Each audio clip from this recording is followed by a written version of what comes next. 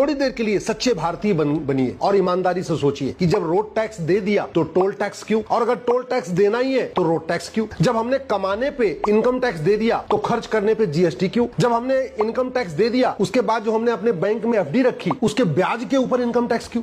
इस घटिया टैक्स मकर जाल के कारण सब परेशान है, लूट हो रही है, भ्रष्टाचार हो रहा है, लेकिन ये सिस्टम नहीं बदला जा रहा है। अगर सरकार चाहे, अगर समाज चाहे, अगर सब लोग मिलकर आवाज उठाए तो भारत में सारे टैक्स खत्म करके वन नेशन वन टैक्स लागू हो सकता है। जरूरत ही नहीं, ना इनकम टैक्स की जरूरत है, ना टोल टैक्स की जरूरत है, ना रोड टैक्स की जरूरत है, ना वैट की जरूरत है, ना टीडीएस की जरूरत, ना इनकम टैक्स डिपार्टमेंट की जरूरत है क्योंकि नॉन प्रोडक्टिव डिपार्टमेंट है, ना जीएसटी डिपार्टमेंट की जरूरत है क्योंकि भी नॉन प्रोडक्टिव डिपार्टमेंट है। इसका जीडीपी में कोई योगदान नहीं, केवल पैसा इकट्ठा करता है। और सरकार को मैं कह रहा हूं, जिसमें वन नेशन वन टैक्स की बात कर रहा हूं, सरकार की इनकम दुगनी हो जाएगी और जनता का टेंशन खत्म हो जाए। 100 रुपए से बड़ी नोट बंद हो जाए, 5,000 रुपए से महंगे सामान का कैश लेन देन बंद हो जाए और 50,000 रुपए से महंगी प्रॉपर्टी आधार से लिंक कर दी जाए तो भ्रष्टाचार खत्म हो जाएगा, टैक्स चोरी खत्म हो जाएगा और उसके बाद केवल 2% एक्सपेंडिचर टैक्स लगा दिया जाए। इतना ही करना है, बहुत ज्यादा नहीं करना। मतलब जितना ये मकड़जाल है कानून सारे खत्म, आम जनता भी खुश और सरकार की आय डबल दुगुनी आय। मैं कह रहा हूं सरकार इस सिस्टम को लागू करके पायलट बेसिस पे एक बार देख ले,